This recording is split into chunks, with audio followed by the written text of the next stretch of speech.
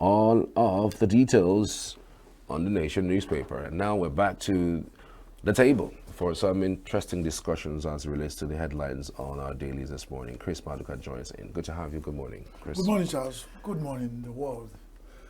Good morning. Happy to be here again. Thanks be to God. Indeed. Mixed reactions are trailing propose how that we can hold our elections. Is it possible to hold elections in one day? Gubernatorial, presidential, Senate, National Assembly, everything in one day. If you look at how Nigeria has planned its electoral process all that time, you enter a polling booth, you are given a scroll that contains 52 parties with their logos where you just punch. They say this one is for House of Assembly. You just need to undump. They give you the governor. They will pack all of them, give you. And then they give you the presidency one. They give you the senatorial punch. And then go and choose the boxes of them and drop, and you go home. And then I use the real situation. In my polling booth, we go there by 8 and wait for INEC to come by 2. They take 1 hour to do accreditation, or 2, because people would have waited and gone home. The few people they wait there, it doesn't take up to 40 minutes, 30 minutes to accredit them. Because the only thing, they look through the voters register and then tick and say, hand you over the voters card, a voters, whatever they call it, the voting thing. You go and thumbprint and dump and go home. It is possible for us to save ourselves wasting of resources, time, energy, and do this in one day. Everybody go home. Doing it in one day is not the issue. You know, there's an African proverb, the proverb of bone and silence. It says, any thought that somebody had over time before he commits suicide, it wasn't thought in a day. It's not overnight. So the rigging of election in Nigeria and the process that afforded all our elections wasn't about voting one day. We can vote, do our election in 1 hour. In 2025 with the modern technology. In fact, if you are voting with your phone, in the 5 minutes, the whole Nigerians, 240 million Nigerians can vote. Click on their phone and they go and they'll count. It is not voting that is the problem of Nigerians. It is the results. So let them not put up on white good chase about it. You can vote in 1 hour. Why all this elaborateness or wasting time and money that amounts to nothing? There are days we have stopped the economy of Nigeria running for 1 week, 2 weeks. At the end of it all, is it inconclusive? Or people are protesting that it was faulted? Or the umpire did the mesmerization? So this is not so, if you ask me, we can. I mean, in one day, you just line up all their election you want to conduct in one day. Hand me over, as far as my name is on the voters list, hand me over the voting, what they call that day. Then I print and and go home. This doesn't take even 5 minutes. And even if we start voting and the INEC comes to locations, they can, is my word against them. Let them come out and tell us which election the umpire with their security, the apparatus, they've reported to location. All you will hear, everybody, new media will be agog. We are the location, we are seeing people line up, and then we have not seen the INEC officials. That's all we have had. So if they will stay on location overnight and stay there, wake up in the morning, people line up, 1 day is too much even. Let's go on, Charles. So it's possible if that's what we are reviewing. We are not reviewing the outcome of 1 day election or 1 week election. Because what it costs Nigeria to do 1 million days election and defaulting, it's the same thing it will cost them when they do it under 1 hour. what will be, if they still want to mess it up, they will mess it up. Even if you take 100 years. So let's not put us in white goose chase of a number of days to take them out. That's not. What we are talking about is the credibility. Absolutely. Credibility of the outcome of our elections is what we should be discussing and reviewing. Let somebody raise that issue. How do we get credibility? Not how many days we vote.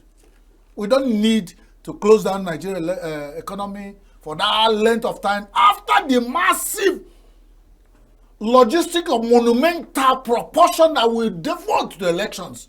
The last one of 2000 and what? It's a 300 billion. And where did it take us to? Let's move on, Charles. Dangote is selling his jet fuel to the United States. And it's quite, and this is the first time I'm hearing that the U.S. is purchasing something like this from us. It's always been the other way around. No. The refiners, the U.S., you know, what U.S. does, and now what nobody has learned, when the thing sets, everyone will looking at U.S. U.S. buys, even when they buy to store. So even if you are wasting your own, in Nigeria, Dangote is refining, and the Ip man and the Ip women, and they go talking about whether they will import or export, they won't want to buy from them. Then people who need it will go and buy. Even when they don't need it, they will know that when the man has glut, they will buy at cheap price and store. One day, the same people will go to US to buy. Because I was told, and I know it's not a rumor, that US storage of even petroleum product they don't need, they have it in store for what will last them over 20 years. Absolutely. And the way you close your eyes and open, you find this is a country that are thinking about the future, not hand to mouth. So like now, people are making sure they want to make sure Dangote doesn't succeed. But somebody somewhere who appreciates what Dangote has knows that's a glut. You go and buy it now and store. Whether they need it for, I think what they're buying it to put in their A1 aircraft. Now lie, they're buying to store. So if you don't need it, like the regular story of the Owerri woman, I'm not good for you. My daughter I look for somewhere who will buy. It is a natural process. People want to serve where their services are needed. If Nigeria do not need the refined product of Dangote and US needs it, what's my issue there? So good luck to Dangote. Only thing we say, when we remember that we are here talking. I don't need a A1 jet fuel.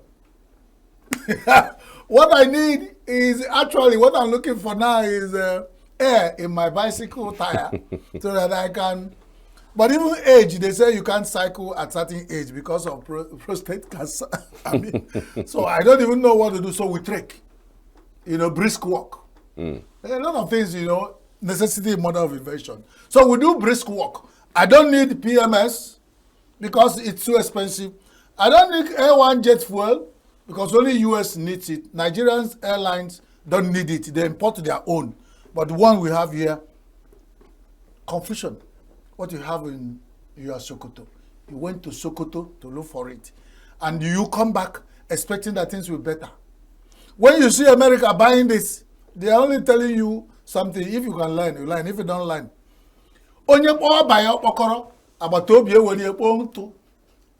For some of you who don't understand my mother tongue, which is purely Igbo, whenever I use these proverbs, you want the transition, very soon I'll start charging allowance. If you do not value your cup, because those days, okoro is those things they used to put food. They call it oba or okoro. Then your neighbors will use it to throw away the ash, overnight ash. I know what that means. Distance yourself from politics and politicians. My friend, Odekalo warns. This is a lone voice in the wilderness. Do you need to warn anybody? Go close to them. These are necessary evil. So you dine with them with long spoon. But even the Nigerian politicians, if you are dining with long spoon with American politicians, you might still be safe. The Nigerian politicians I know, even if we dine with them with the longest spoon ever, you will still be soiled. And for them who are in that revered temple of justice, trying to, the only hope of ordinary human being, it's a lot of balancing effect they need to do. It's a lot of sacrifice we need them to put, because the sun environment, it's affecting everybody. So to what extent do you tell? I was telling somebody a story. If I am a judge, and the kind of politician you have in Nigeria, because they are Nigerian politicians that can offer you a bribe you cannot refuse. Imagine a judge who has never tasted probably 100 million naira throughout his life, all his process, when you know how much he earns. And somebody comes to him and says, I'm giving you 5 billion to compromise the case. So the judge will go home and tell his children, you see, I went to my office today and the politician came offering me 5 billion. And because I am a principled judge, I refuse to accept that. What do you think that these Gen Zs of this generation will do to the man? They will give him ogwebe. He won't sleep overnight, and they will, the next morning the same children will announce his obituary. What am I saying? This system allows you to get so corrupt and extraordinarily corrupt that you can buy anything. Remember that everybody in this life will have a price. So why allowing people to get so corrupt that can buy anything? I know in this some societies where the society will restrain you from getting so powerful with money.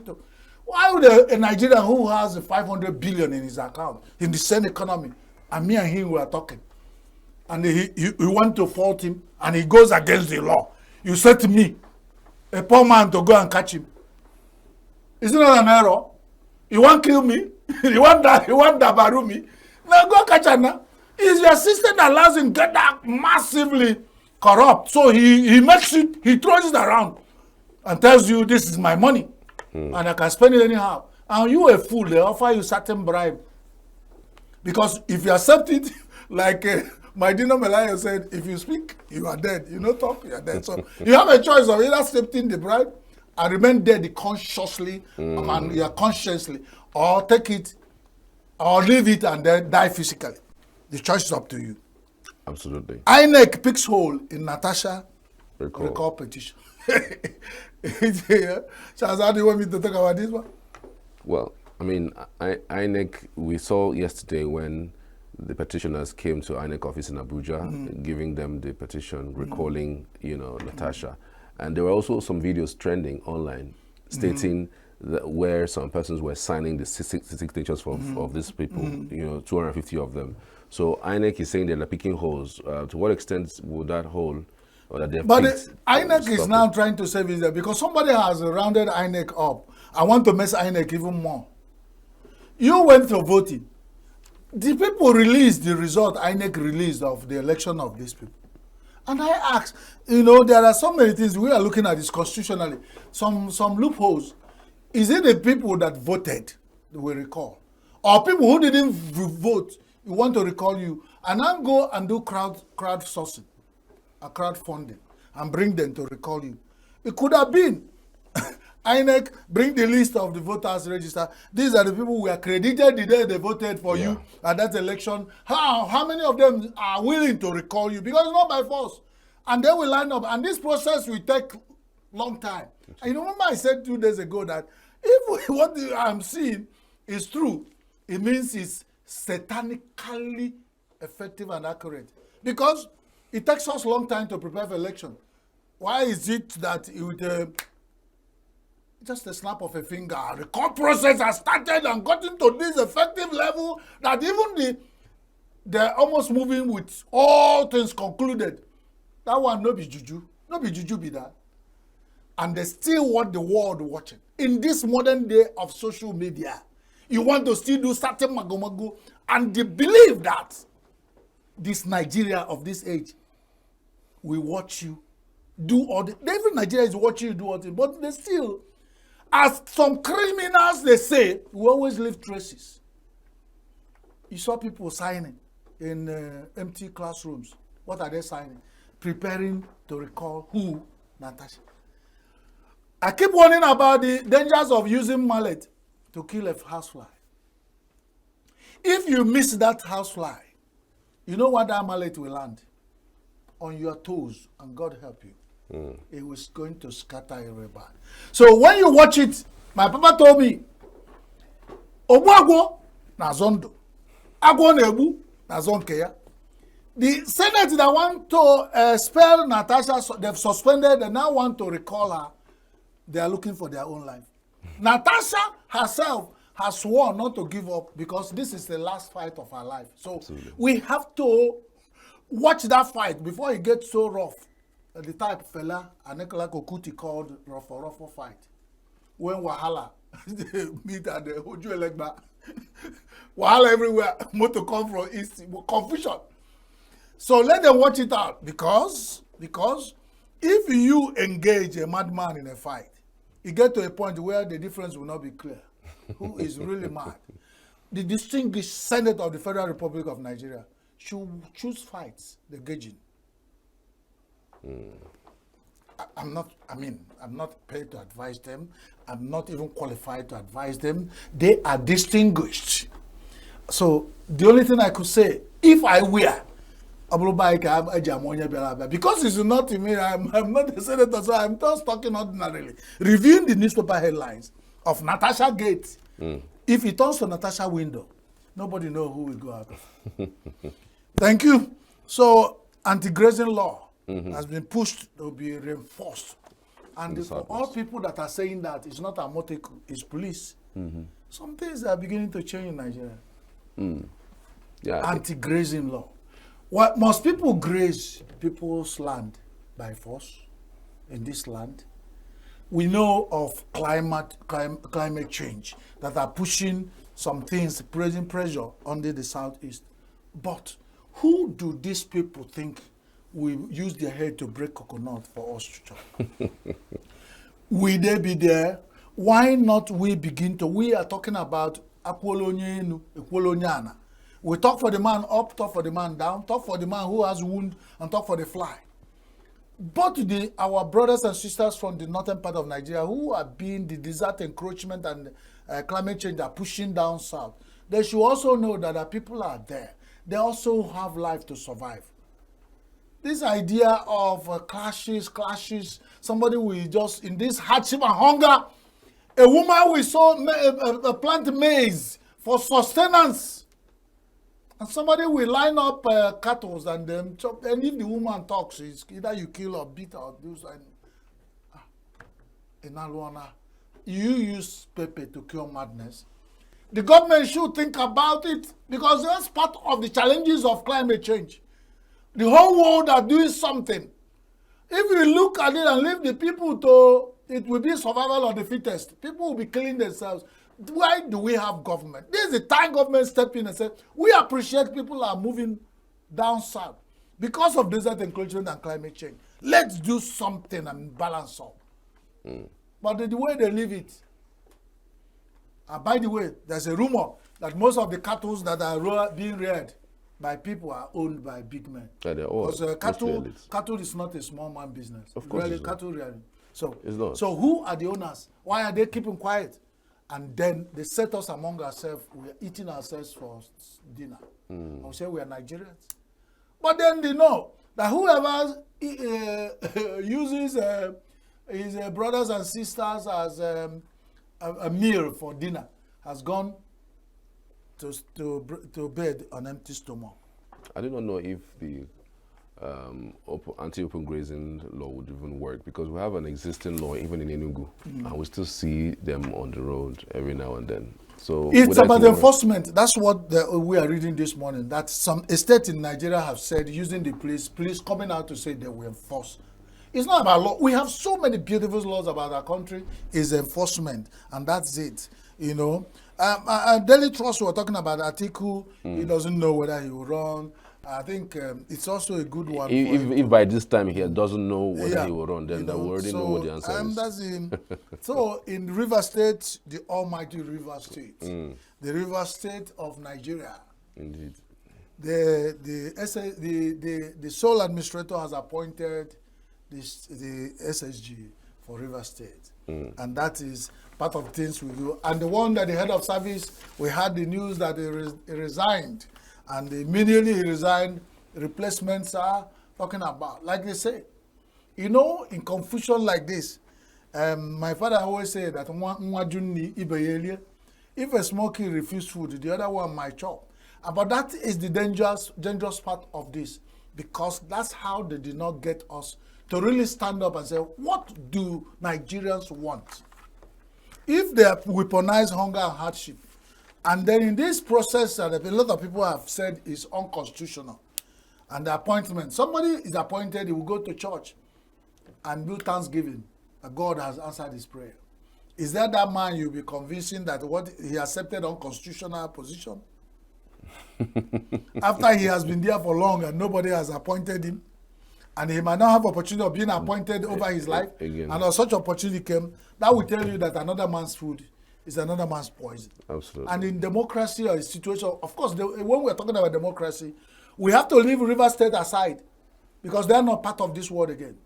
We have to stop Nigeria democratic train for River State to jump out. And they have jumped out. Maybe the train will go round again before they jump in. For now, River State of Nigeria, you guys are not democratic state of Nigeria. I don't know what to call you, so that it's not from my mouth. I know I respect the Rivers people, and I have a lot of them as friends, so that they won't say that me. Go and ask our dear president when he suspended all the elected people in your state, what it should be addressed as. It's no more the democratic state of River State. So when they give you a new name, we put it in a diary so that we know how to address you. I don't want to bite my tongue trying to conceive a name for you, River State. But be that as may, God bless Nigeria. God bless Signature TV. All right. Thank you so much, Chris Maduka, for your insights on the program this morning. We truly appreciate it. Thank you, Charles.